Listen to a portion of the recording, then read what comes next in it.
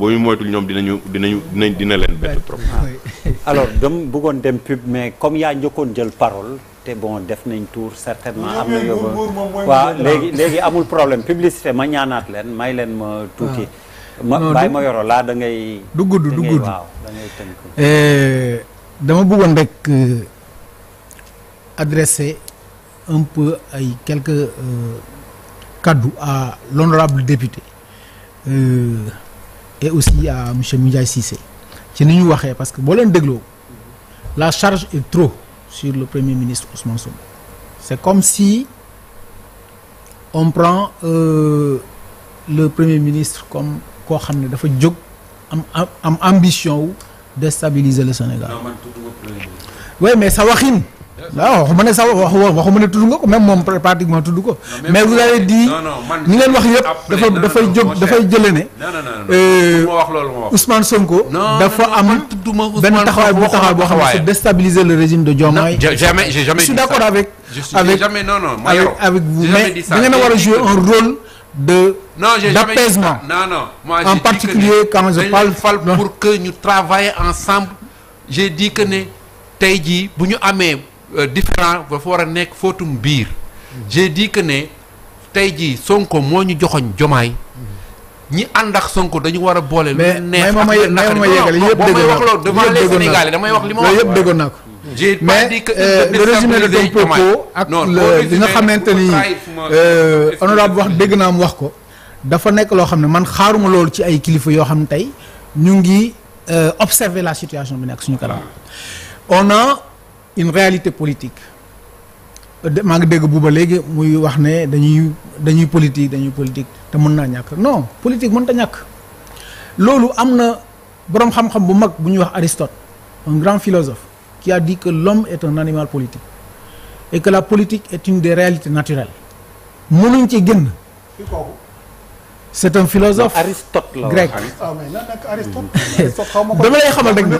gis nga yow ñi nga yaakaar ñi nga naan sénégalais yi dañ leen di xaar ci lii dañ leen di xaar ci sénégalais yooyu seen bopp ñoo nekk autour du président Ousmane Sonko et autour du président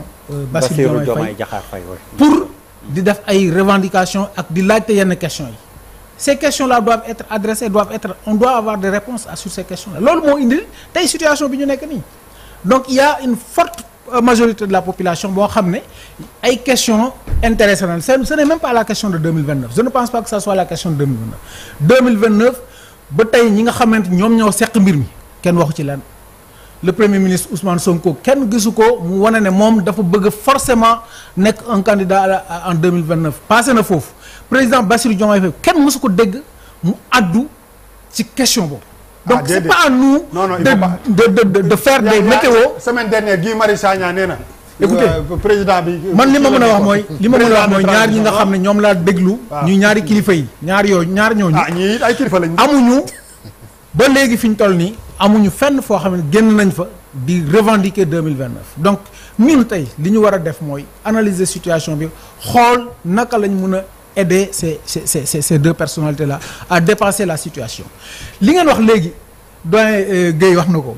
sur la question du respect des institutions loolu man bu ngeen ko souligner je suis d'accord avec vous il est regrettable de constater que de plus en plus on voit des citoyens sénégalais di adresser wu au président de la République ci ay termes yoo xamante ni rafetul ñan te loolu am na fi ba léegi non xam nga man je suis un membre du mouvement des cadres de PASTEF donc su ma accepté ñëw ci émission bi nii c'est pas pour ñëw fii nii di raayal ak di wax simplement j'observe et j'essaie d'apporter avec vous les Sénégalais avec tout le monde une solution au problème que nous traversons parce que man jàpp naa ne effectivement comme ni ngeen ko waxee un des problèmes bokk na ci ay kilifa yoo xam ne peut-être fa ñu toog c'est grâce aux autorités c'est grâce à son excellence monsieur le président de la République et parfois ñu dégg leen ñuy wax joo xamante ni dafay xaw a manqué war ba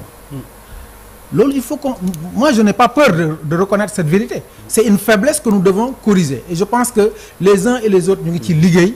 pour que cela soit réglé te man mii en tant que membre du mouvement des cadres j'ai essayé de travailler sur ça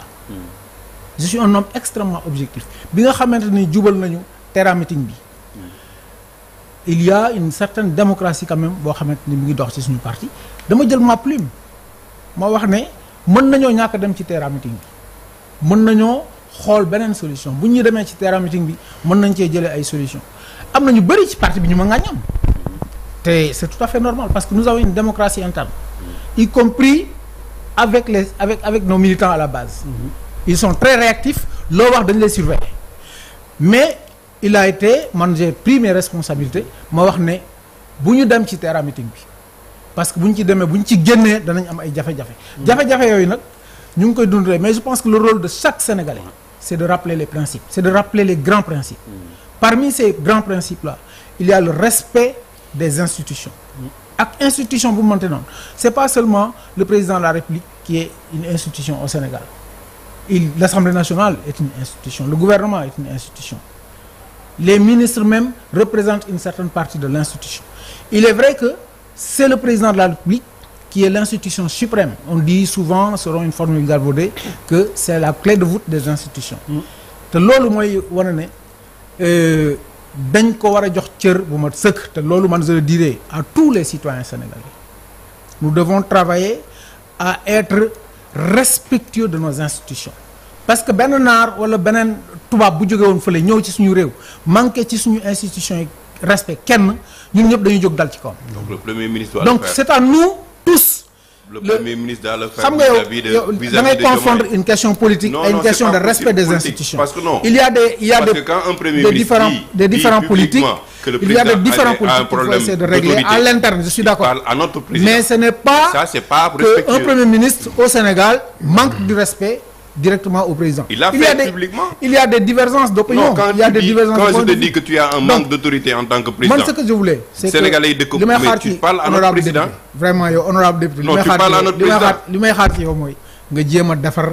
waaw mais maa ngi defar mais tamit il faut se dire la vérité. bu yàqoo nga yàqule. li ngay coow nii li nga décrire nii yëpp comme problème day continuer. mais si yéen ngeen jël seen courage ngeen waxtaan ak Ousmane Sonko ngeen ne ko ni ki mu jàkkaar lool c'est une institution. parce que li mu koy wax waxu ko moom Diomaye de ñun ñëpp la koy wax. c'est il parle à notre président. man du ma bokk ma Pastef mais je considère que Bassirou Diomaye Diakhar Faye est mon président de la République. Je suis d'accord avec vous que il y a toujours parfois des njuumte day am man très sincèrement je ne peux jamais cautionner qu'on adresse aux propos de certains propos à monsieur le président de la République loolu dafa ma ko sax pour le président Bassirou Diomaye. Je le dis parce que c'est une institution que je respecte aussi l'institution primatoriale je respecte l'ensemble des institutions nga xamante ni on ne les a pas créées pour faire des privilèges à des Sénégalais pour faire plaisir à quelqu'un dañ ko créer les institutions sont créées pour stabiliser le pays les institutions sont créées pour que mu am benn ordre républicain qui nous permet chacun mu am benn position am benn place te nekk fa di liggéeyal réew mi de ce point de vue pour man le respect qu'on doit au président de la République doit être absolu te loolu c'est un principe que j'ai affirmé et réaffirmé partout la démocratie qui existe dans notre parti fait que d'ailleurs parti yu bëri aussi dañ ma ci attaqué mais le plus important pour man encore une fois n'est pas de travailler par notre comportement ou bien par nos actes que l'on soit des patriotes ou que l'on soit des Sénégalais lambda que l'on pose des actes ou des comportements qui peuvent entraîner un différend entre les deux hommes te loolu gis naa ne certains parfois manquent de prudence là-dessus et les jeunes Sénégalais également dañ ciy topp di ci demee na nga xamante ni ça devient un Pastef arrivé au pouvoir qui s'attaque aux institutions te c'est pas forcément nag c'est pas forcément le cas il y a juste des patriotes qui parfois n'arrivent toujours pas à intégrer la donne que nous avons cette donne-là c'est que le président de la République est un personnage politique on ne peut pas mënuñu nga jégal ma ngeen jégal ma mënuñu fexe ba président de la République bañ a nekk koo xam ne bañ a bàyyi politique loolu je pense que la formule que mu bañ a diriger benn parti politique on est en train d'expérimenter si cette formule est bonne li ñuy dund ni instant bi mën nañu may ñu xalaataat ci loolu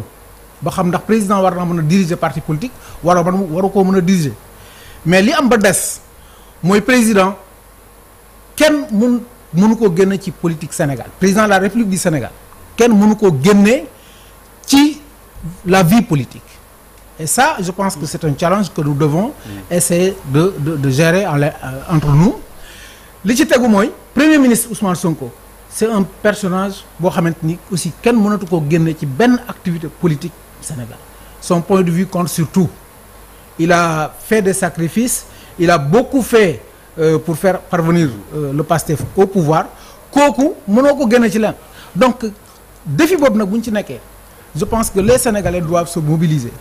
pour ne pas qu'on arrive à une crise institutionnelle qui opposerait l'exécutif à l'Assemblée nationale. Juste publicité et puis on revient à Sëñ Abdou Khadre mën waxaat ak publicité.